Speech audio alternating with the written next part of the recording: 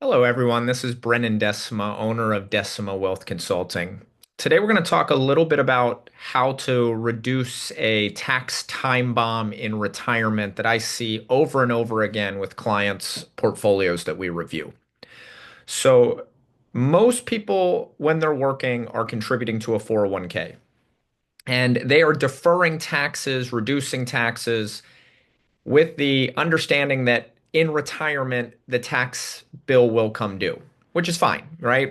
If we're high income earners and we're successful and we're in the, 32, 35, 37% bracket, then avoiding taxes at those tax rates makes sense with the understanding that we may pay taxes at a lower rate moving forward.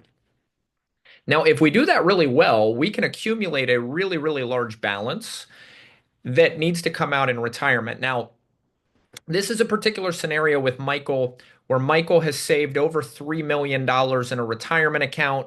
His spending is around $130,000 a year. And he's got plenty of assets to cover retirement.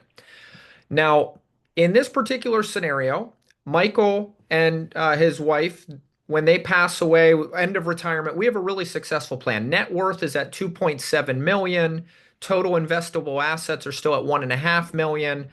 They're building for quite a period of time, and then they start to eat into the assets on the back end of retirement. Now, once you turn 73, we have required mandatory distributions. So the IRS is going to require that you take money out of the portfolio. The other thing that most retirees are not aware of is surviving spouse tax brackets are very punitive. So let's say in retirement, we leave our retirement account alone as long as possible, and we draw from bank accounts and brokerage accounts to keep our tax bill really, really low on the front end of retirement. And that's really common. Most publications say defer as long as possible. Well, the risk of that is you may be in a scenario where you're paying low taxes today, but you're paying considerably more taxes overall throughout the length of life if we don't address this time bomb. The other risk is if you pass away early or your spouse passes away early, if you're a single filer, you may be paying astronomically more taxes to the IRS if there's a large gap between one spouse passing and the other spouse passing. So let's take a look at what the benefit of a Roth conversion ladder can do. Now, most people think, hey, I can only contribute so many dollars to a Roth, 5,000, 7,000, 8,000, or I make too much money, I can't contribute to a Roth. Well, one thing to be aware of is Roth conversions have no income limit. Whether you're making zero earned income or $1 million, you can convert to a Roth. You can convert as much as you'd like to a Roth. Now, the thing to be aware of is when you convert to a Roth, every dollar you convert is added to your ordinary income. So you will owe more taxes than if you didn't convert. Now, how do we strategically plan for Roth conversion ladders? The first is we look at where we're at in the tax bracket and where we think our tax brackets may be in the future. So in this case, Michael is in an effective rate currently. If he's taking from his brokerage account, he's essentially paying nothing in taxes, right? So it feels really good. He was a high earner, high taxes for years. Now I'm going to pay nothing. Well, what we're proposing is that we fill up the 22% bracket for a period of time. And what we'll see here is we actually come out behind for a number of years. So through the age of 72, he's $108,000 behind than if he didn't convert. So it's delayed gratification. It's a little different than walking into Target, buying something, paying for it, walking out with an item. With Roth conversions, you pay taxes, you're behind, and you may not come out ahead for 7, 8, 10 years. But in this case, the pendulum shifts at age 76. And this green shows the advantage throughout the rest of life. And in this particular case, there's a $4.3 million advantage of Michael filling up the 22% bracket between retirement at age 65 and RMDs starting at 73.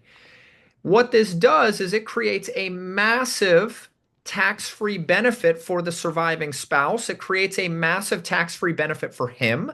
It creates a massive tax-free bucket for the heirs. Now, what I see with a lot of financial advisors is they say, hey, let's just convert, right? You can do a certain number of dollars, might as well do it, right? Now, I think the key here is we don't want to guess when it comes to taxes.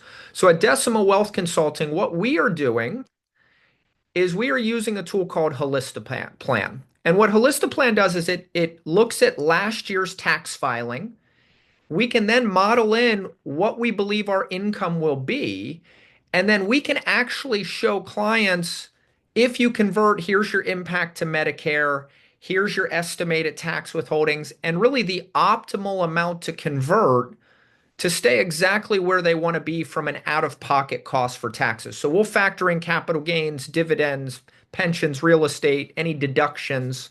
And then we can also look for deductions that they may not be capitalizing on.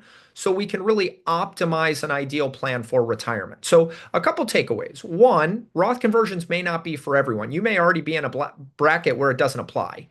But two, we don't want to guess when we're doing Roth conversions. We want to look at last year's taxes. We want to create a strategy that doesn't create too much pain. We also want to make sure that we have liquid assets to pay the tax bill. And then we also want to model out when the break even will be to make sure that our health and our objectives provide that we're going to be around by the time we break even, rather than just say, hey, let's convert 10,000, 50,000, 100,000. Let's find that optimal amount. And then let's see what the true impact is on the family's nest egg. If you find this helpful, please comment or subscribe to the channel. You can contact us at brennan@decimawealth.com if you want to see how this applies to your specific scenario. Hopefully this was helpful. I hope you have a great day.